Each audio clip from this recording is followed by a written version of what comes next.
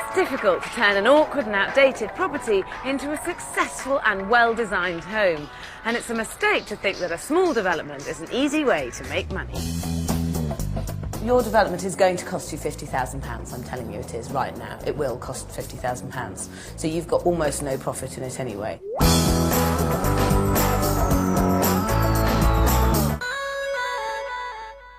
Small developments aren't necessarily easy developments, and a period cottage, though charming, can be a tough challenge for any developer. Take this run-down Victorian cottage in Stanmore, North London. It would take serious cash to turn it into a desirable family home. If you got it for a great price, it could be worth your while. But if not, any experienced property developer would proceed with caution. Amir Kagewala and Tracy Hamilton have just bought it. He's a business consultant and she's a nurse. They've just decided to become property developers. And this cottage is their first project. They've sold their house and invested all their savings in it. What seemed like a good idea before money changed hands is looking less like such a great idea, but we now own it, we now have to do something with it, and in its current form no one can live in there, and we really do need to add some value to that place. Adding value is what property developing's all about. You need to buy low and sell high, but that's easier said than done in a place like Stanmore. This part of London is the 6th most expensive place to live in Britain, with easy access to both the city and the country.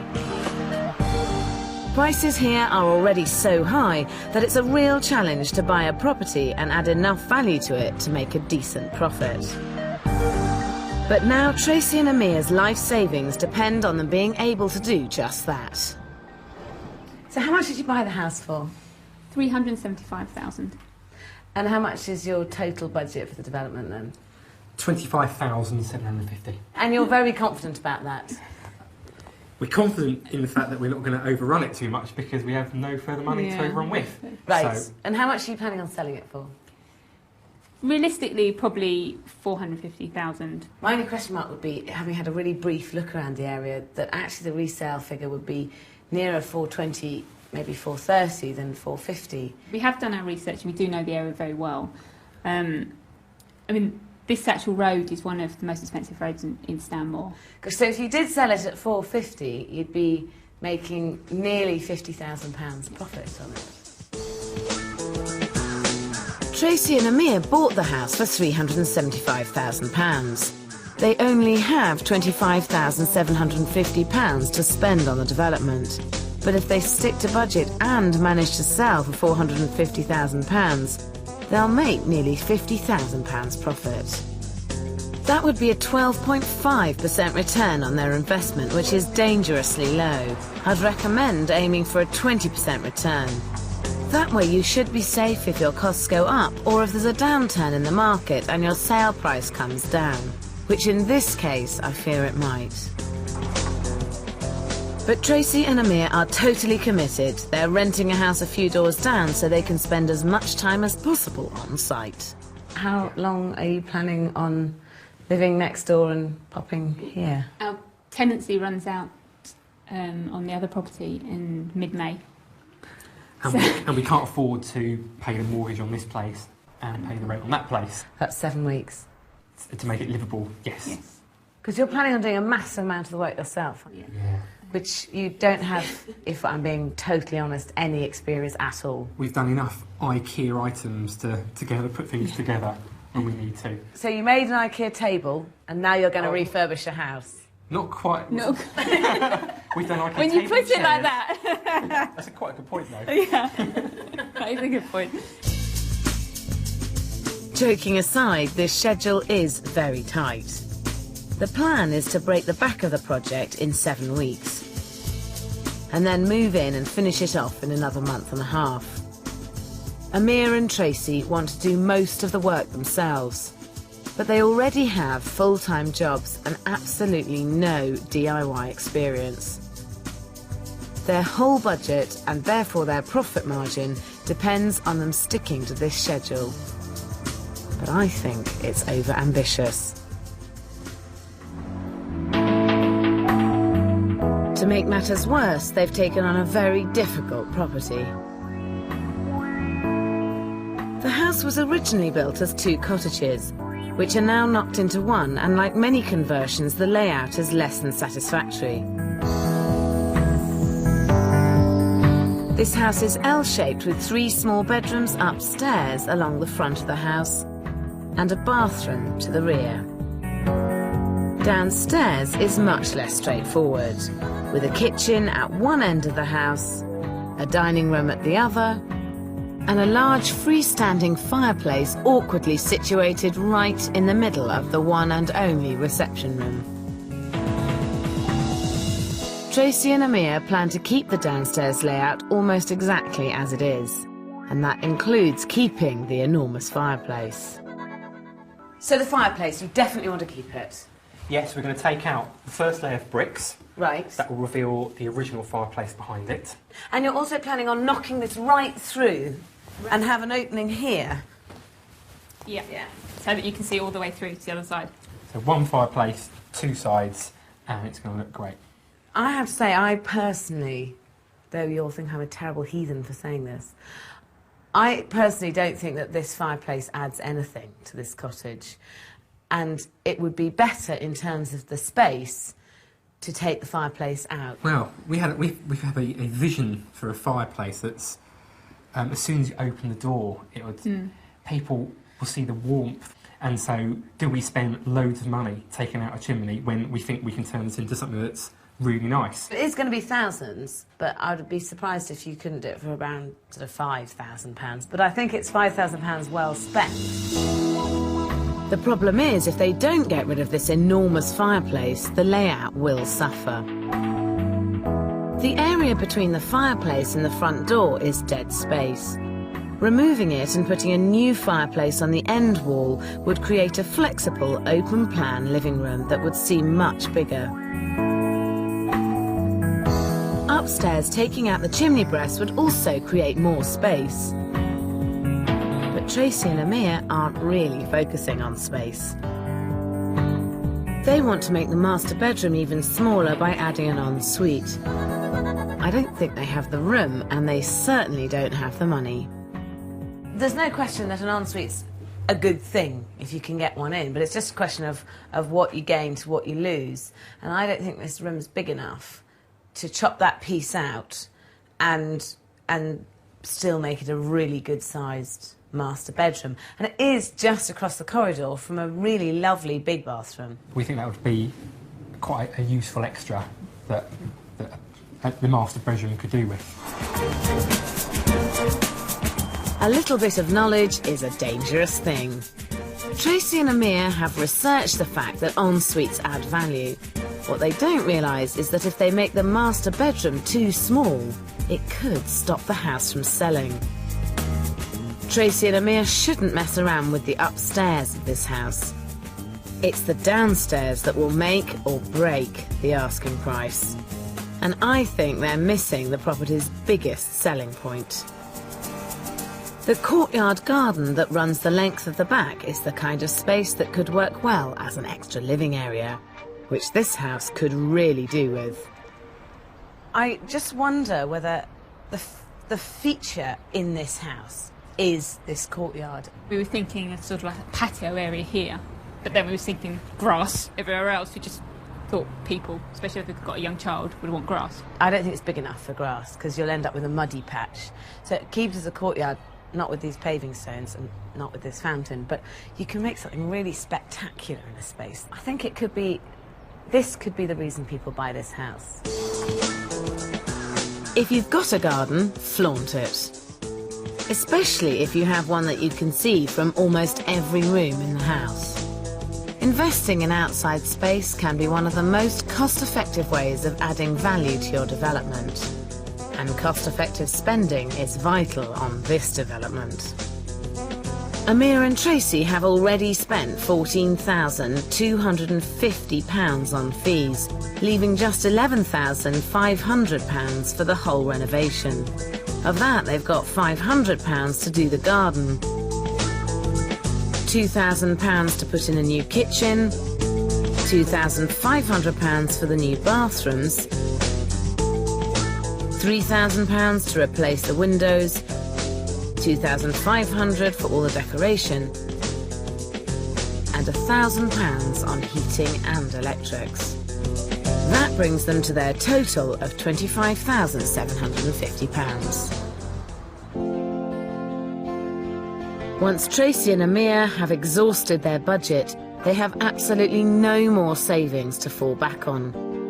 But that's not my biggest worry. Property prices in this part of London are stagnating, and I think they might even fall slightly. Although Tracy and Amir think they know this area well, I fear they've overestimated their £450,000 sale price. I would say that the house could be worth anything up to around 425 to 430 done.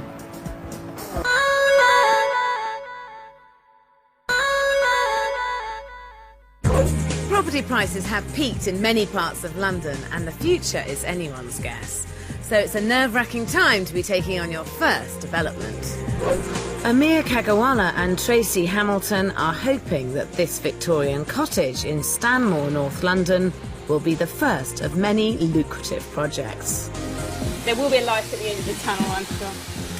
I can't see it yet.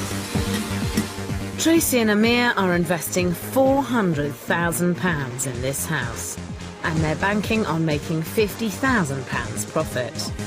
Not bad for 3 months' work, if they can pull it off. The trouble is, they have no DIY experience between them, and they have no idea how to turn this house around. Best friend Jason, who's been dabbling in DIY for years, is on hand for some free advice, which is just as well. I would have taken a sledgehammer to this, and we probably have water everywhere, so that would have been the first thing that's already been done differently. Everyday tasks, he says and assumes any and every job will take 5 minutes. In actual fact, it can take many hours. Hopefully, he'll learn a bit on this. What Amir needs to learn is that property developing isn't quite as easy as he thought it was.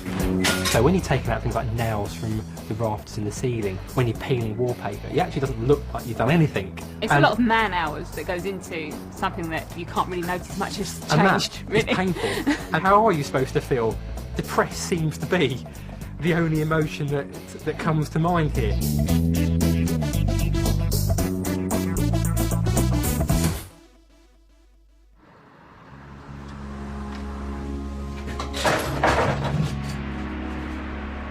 Amir and Tracy both have full-time jobs, and they haven't allowed for that in their schedule. It's taken them 3 weeks to gut the house, which a professional would have sorted out in a couple of days. They now have 4 weeks left to get it fit to live in, because that's when their rent money runs out and they have to move in. Their schedule isn't remotely realistic, and I'm starting to think that nothing about this project is. So you're absolutely confident you're going to get $450,000 for your house?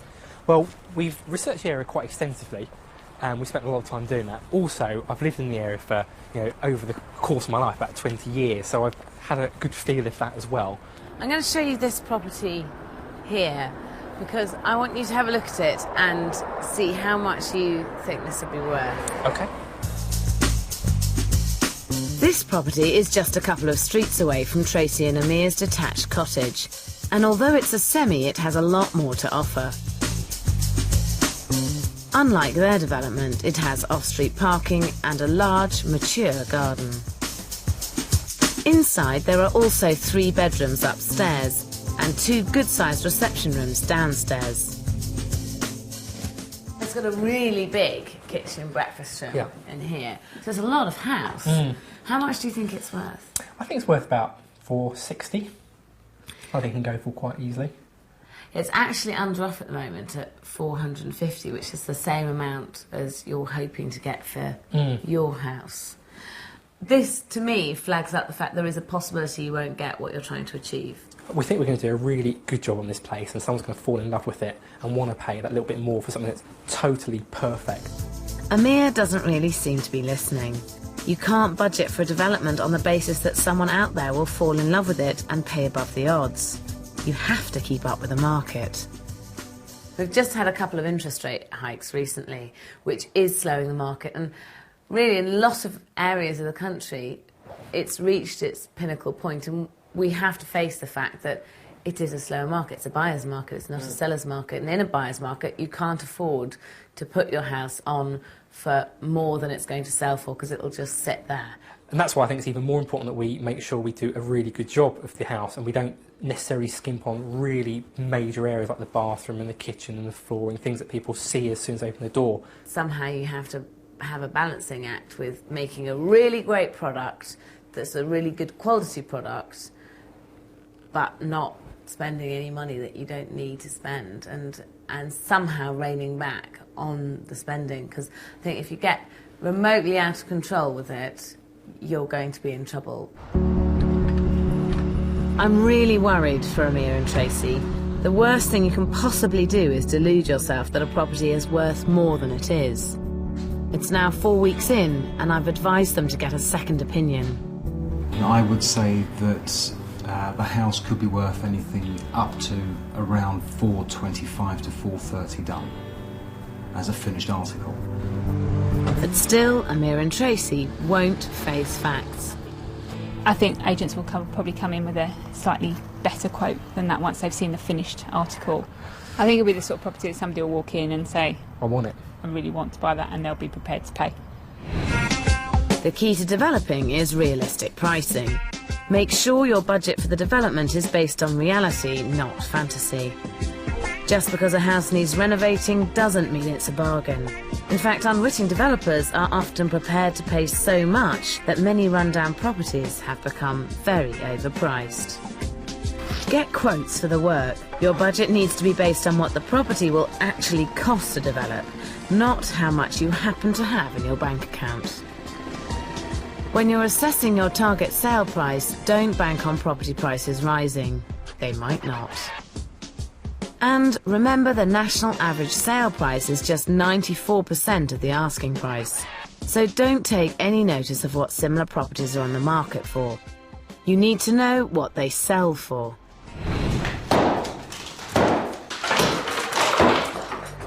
Four weeks in, and it's like the valuation never happened.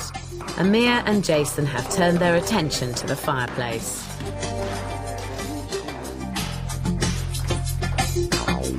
I think they should be knocking it down, but they're convinced that underneath this ugly cladding there will be rows of beautiful Victorian bricks waiting to be exposed. And this is what it reveals. Okay. So what we found here is that it looks like they've had an original brick fireplace. Yeah. They then decided to plaster over the top of it with that stuff. It's not much better on the inside than on the outside, really, and I can now see why they bricked it up, which is a bit of a shame. We thought that something would be better behind it. I don't think really. it's beautiful, do you? No. Finally, Tracy and Amir are coming around to my way of thinking. This fireplace is a total liability. Some people love it, and the majority of people will probably hate it and think it's hideous. So I think it would be better that it is gone. This is a real breakthrough for this development.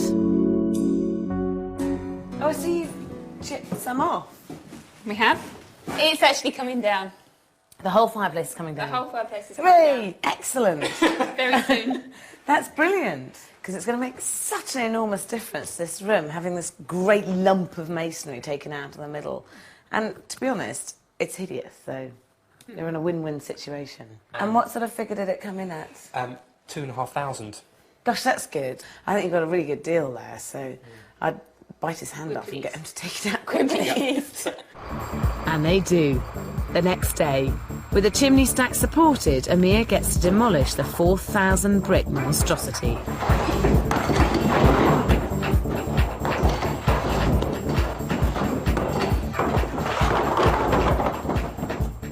But he's still setting himself impossible targets. 8 o'clock in the morning, bank holiday weekend, and there's a lot to do before the next skip turns up. We need to get this fireplace, chimney breast, everything down in the skip and out. We've got be putting up the floor lintels, joists, and perhaps start building the walls. That needs to happen before I go back to work. Hats off for effort. But having an unrealistic schedule won't actually speed a project up, whatever Amir may think. Instead of paying for extra labourers, he's relying on his friend Jason again. Amir's setting quite a fast pace, and I'm probably not working quick enough at the minute 'cause I'm tired, so hopefully we'll meet in the middle somewhere. Well, chat. And, You've had your break. funny you should say Let's that. get moving.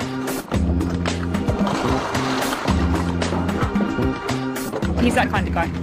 You'll see something, he knows he's going to do it, he knows he's going to finish something, and he'll just keep going until it's done. 3 skips and another weekend of Jason's time later, the house is a very different place. Whoa! I'm not going to shed any tears over the lumps of bricks down there. I know I liked it when I first started this whole thing, but now It's a little bit I'm different. pleased to see it all down there in a Yeah. complete mess. There's no regrets on that. It totally changes the whole house. And it will, once the walls are up. Can you picture Yeah. it? It will be so starting much to view bigger. Removing the fireplace has given them the space they so badly need to create a modern family home. But putting this house back together is a huge task. Amir and Tracy still want to move in here in 3 weeks. I'm not sure how they think that is possible. And things are about to get more complicated. Well, since we last saw you, we found out that I'm pregnant. Gosh, so that's going to put a bit of a spanner in the works, is it? Certainly is. Well, congratulations. Thank first you. of all. Thank That's you very very much. exciting. Thank you. And how's that going to affect this development? Is that... Yes, it will considerably affect the development. What it means, we've now got 2 less hands to do some work. Do you think it'll make a big difference being on your own now? There's still many things like painting and decorating that can all still be part of a pregnant lady's jobs to do. I think that's too strenuous, actually, myself. It's bad for you to do painting. I don't think you should do anything. Put my feet up. So I think it also puts additional pressure on the fact that in about 2.5 weeks' time, 3 weeks' time, we are due to move out of our rented accommodation. So, are you concerned about being pregnant and living in a building site? I am. We'll probably end up having to sleep on the floor and the house will be dusty and dirty, so that way it's not okay. Another bit of news as well, hot off the press, is that we're going to America for 2 weeks in the middle of May for a wedding that's just come up.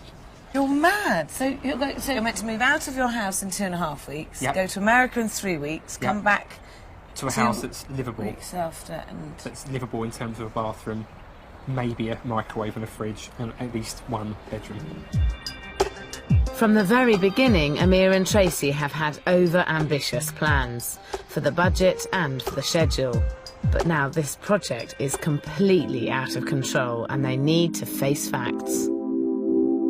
It's likely that if we couldn't actually fully move into this place as it isn't ready for even basic living, then it's possible I would live here and Tracy would end up not being able to live here.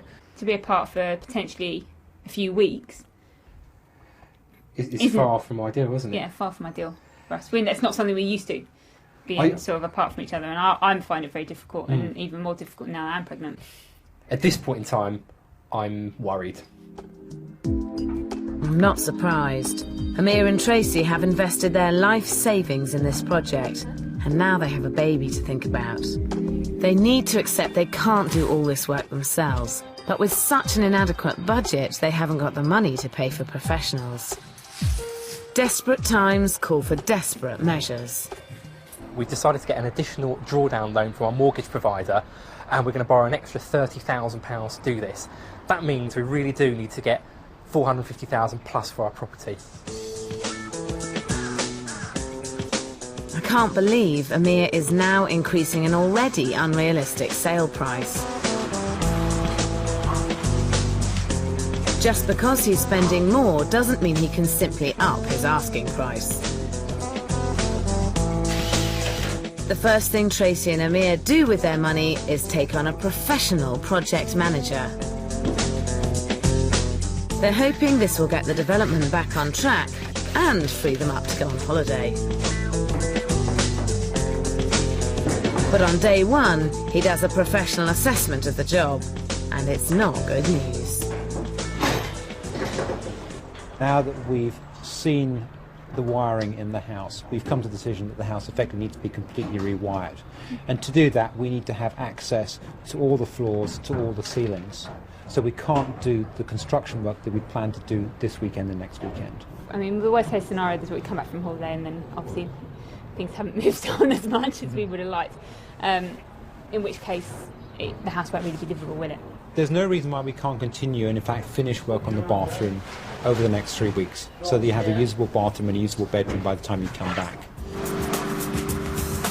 The project manager could get this house habitable in just 2 weeks, if Amir lets him hire some professional contractors.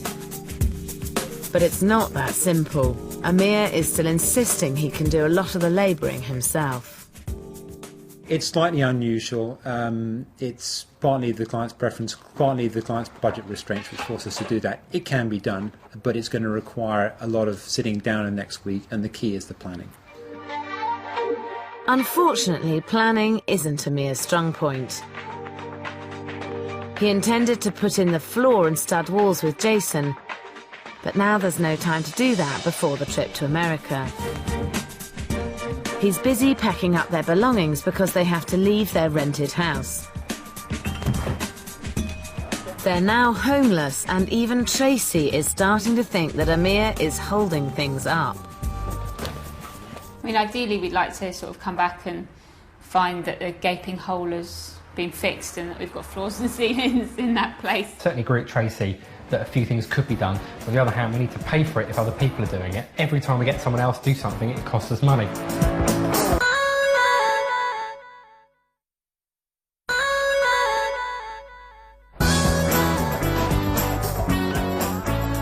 Amir Kagawala and Tracy Hamilton want to make £50,000 profit for 3 months' work on this Victorian cottage.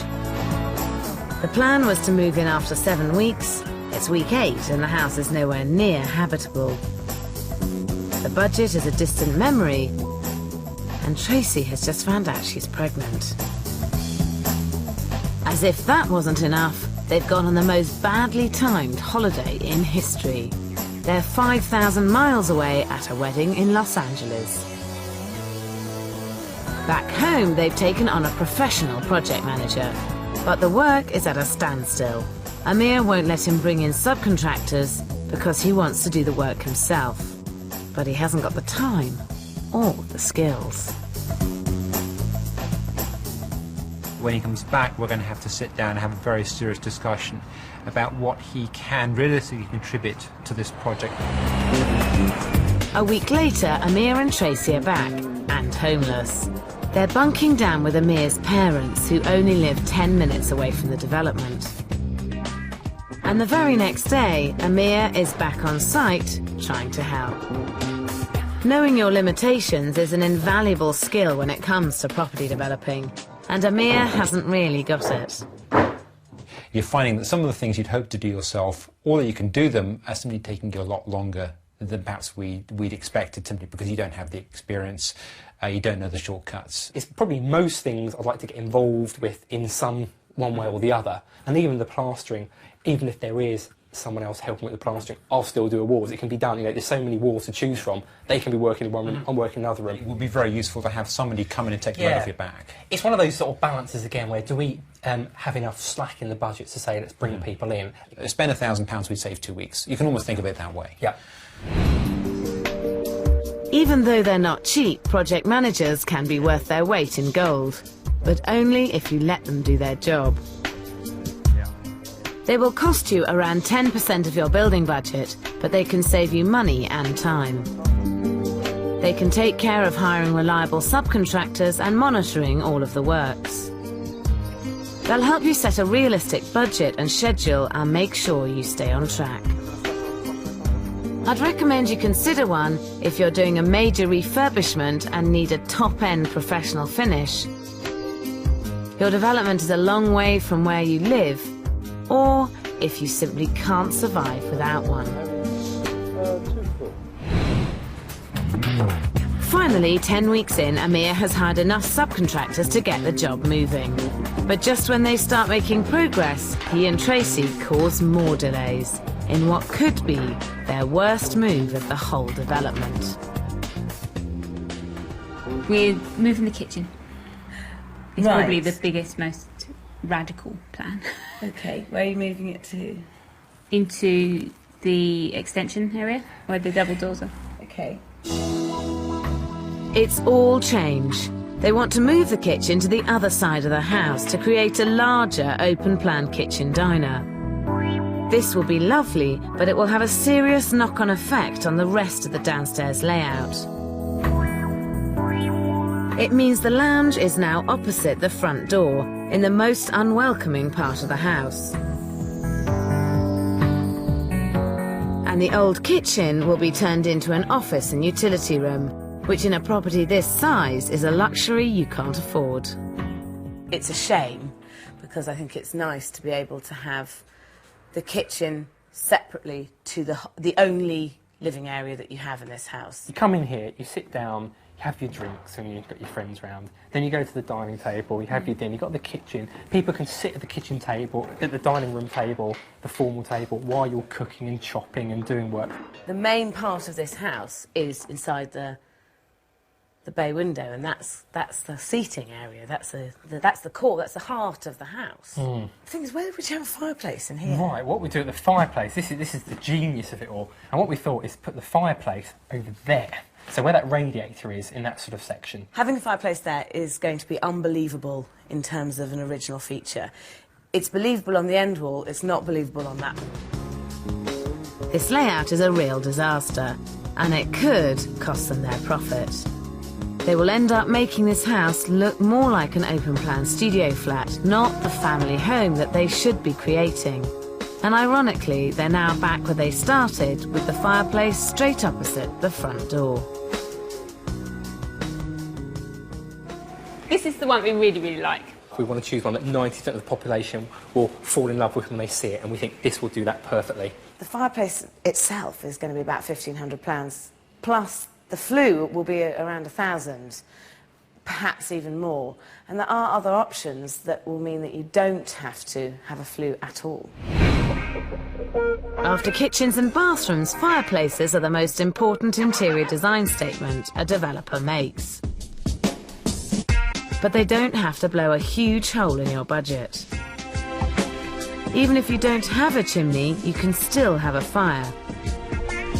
There are some really stylish electric fires, natural gas fires,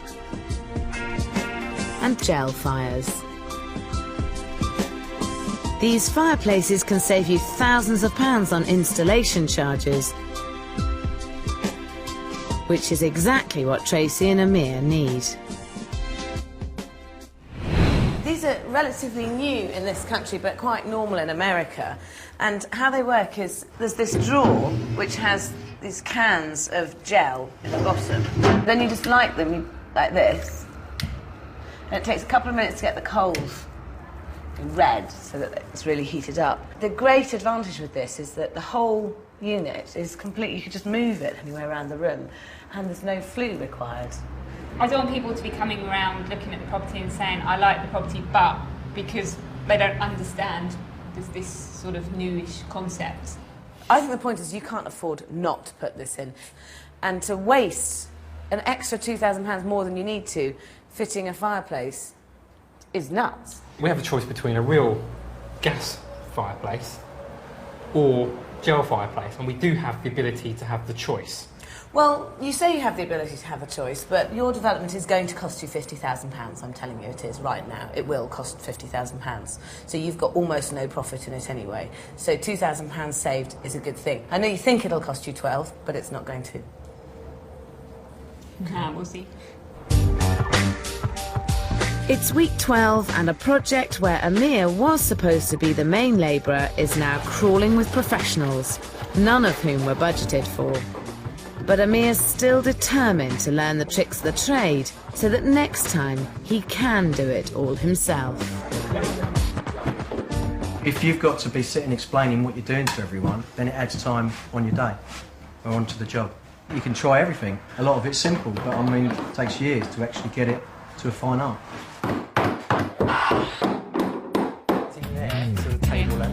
Even Tracy can see that Amir is slowing things down, and that doing the plastering himself is a crazy idea. You want to do it yourself, and I appreciate that, but You want it done sometime this year? yeah, I don't think we've got the time. Yeah, I'm still going to have to have a go, regardless. I'm still going to do a wall. And I think you should have a go. And I will. But I don't think you should overestimate how much you are going to do. No, I'm doing a wall, and I'm doing a ceiling. Okay, but they might follow behind you.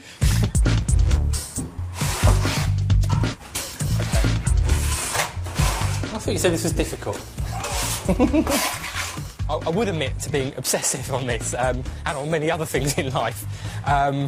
It's all part of my learning on this, and also it's part of my inability to, like, let go of certain things. I really want to be part of it. Truthfully, get the professionals in to do the plastering, because you'll just become so frustrated and so... It'll be just too much for you, really. Thankfully, after one wall, Amir gives up and lets the professionals finish the job. And with that, Clement's team is done. But the last 14 weeks have taken their toll on Tracy. In the week, we had a bit of a scare where we had to go up to the hospital to go and see the midwives. And so they told me that I have to rest more and put my feet up and not be running around and doing too much, which is a little bit difficult when you're trying to renovate a house and doing a full-time job as well. It's down to Amir to get the house decorated. And he hauls in his martial arts class to help him out.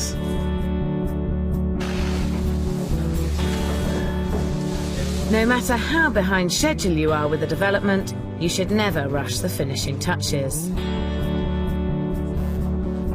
The key to successful developing is deciding what will add value to your house and therefore where to spend your money. Amir and Tracy have got this badly wrong. They aren't going ahead with the ensuite, which is good,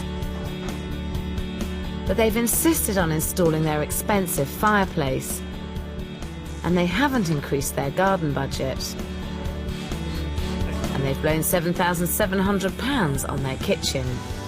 That's nearly £6,000 more than they budgeted for, and far more than they should have spent. 16 weeks into the project, and 9 weeks later than they'd planned, Amir and Tracy are finally moving in.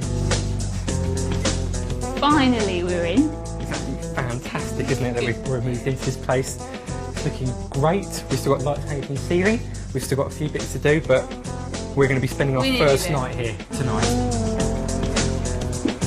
But they can't afford to stay here for long. They need to get it on the market, and when they do, they're hoping that all their extra investment will pay off.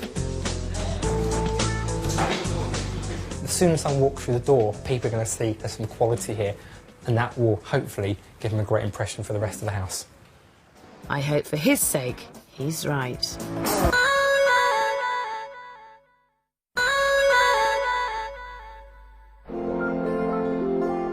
After nearly 4 months, Tracy and Amir's vision for this Victorian cottage is finally a reality.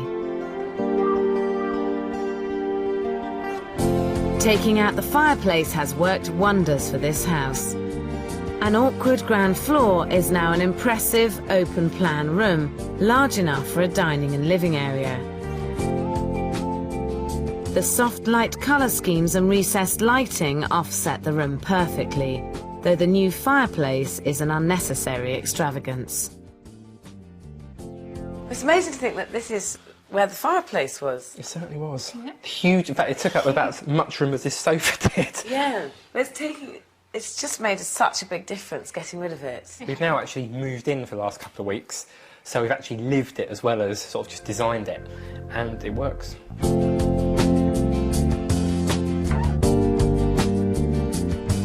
I'm not so sure. Moving the kitchen into the old dining room means the entire living area is open plan, which makes it feel a bit like a studio flat. They should have left the kitchen where it was, in a separate room, but instead they've turned this into a utility room with a desk area, which in a house this size is a very bad use of space. It's a big room to be dedicated to just utility space and office, considering how small the house is and considering how expensive the house is.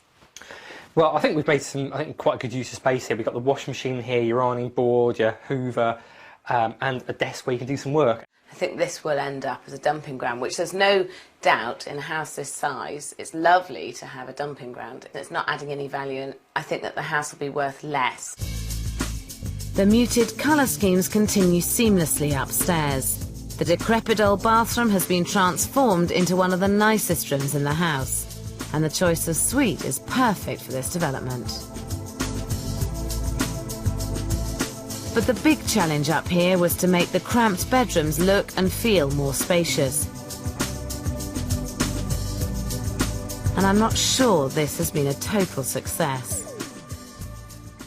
Gosh, losing that chimney breast made a difference, because it did come right out to here, didn't it? So you've actually gained a lot of room. But what a massive, massive bed. It's very traditional. It's what we wanted for this. It's exactly right. This is the effect that we wanted. To have a bed this big, in actually what's quite a big double bedroom, makes the room feel much smaller. Tracy and Amir seem to have dressed the bedrooms to suit their needs rather than their market. They've turned the middle bedroom into a nursery, which buyers without children would have to completely redecorate. Outside, although the garden is an improvement, I think they could have been a bit more creative. The design is a bit predictable, and I don't think the decking will date well. But the biggest problem with this development was their totally unrealistic budget. They were going to spend £25,750, and Amir was going to be the chief labourer. But in reality, it was a very different story. What did you end up spending? We ended up spending £63,000.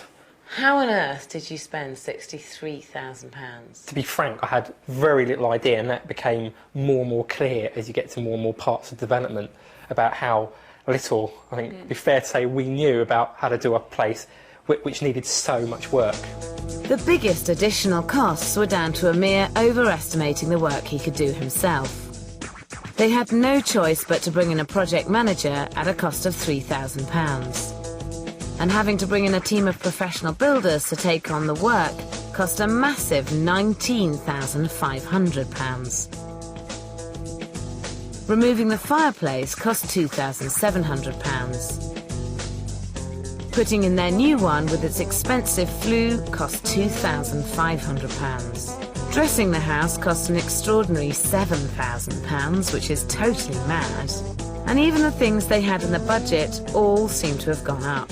£2,000 for the kitchen ended up at nearly 4 times that. They'd allocated £2,500 for the bathrooms, but even without the ensuite they managed to spend £4,100.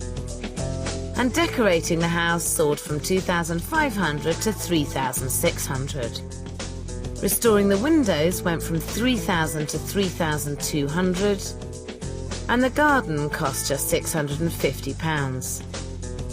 The heating and electrics budget went from £1,000 to a staggering £9,000. With fees of £20,730, the total budget is 3 times more than they'd allowed, £83,680.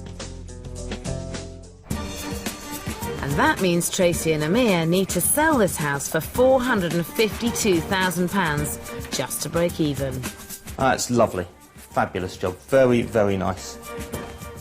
Right, well this room's a bit of a surprise. Oh, that's great. A really good bathroom. Not sure why this is a study. It's not necessary to be a study. It's crying out to be a kitchen. Excellent. I love what they've done here. It's very light, very bright. I think the dining area should be here, the living area should be there, and a fireplace should have gone against the wall. Nice room, plenty of wardrobe space. It's not a big room, but it really does work well. Garden's lovely.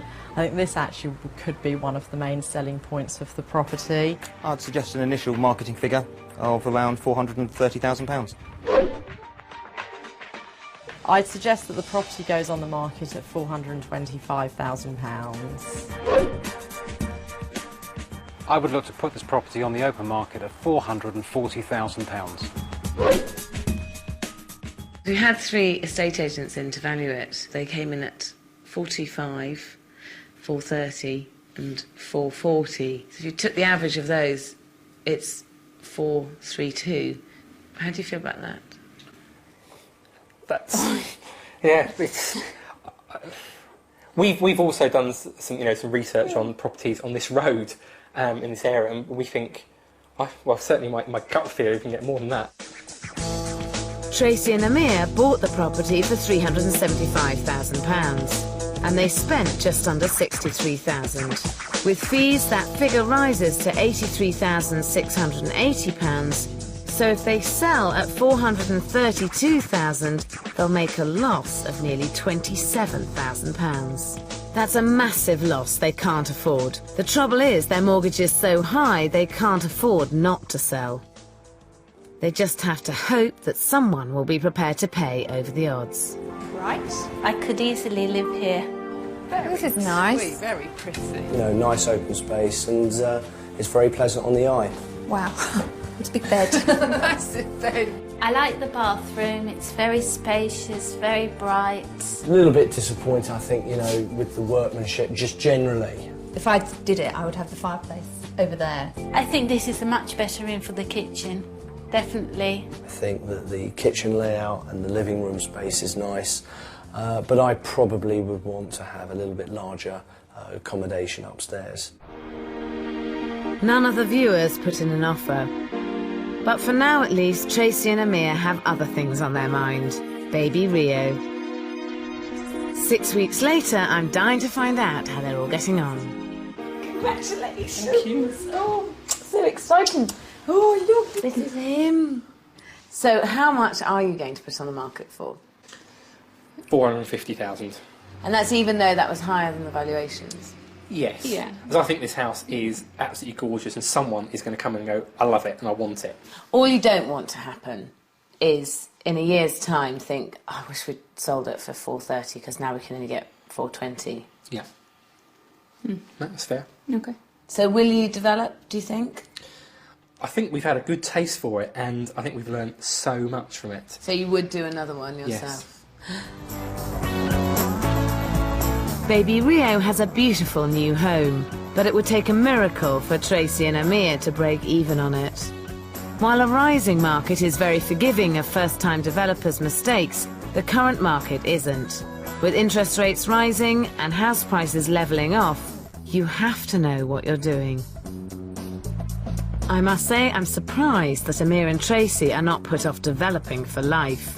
But I'm sure that if they do try again, they'll have learnt from this experience. Next week I'm in Brighton, where a tough market could mean no profit. I want to do this as a career, and although... But how could it be a career if you don't make any money? This is, yeah, no, it's a good point.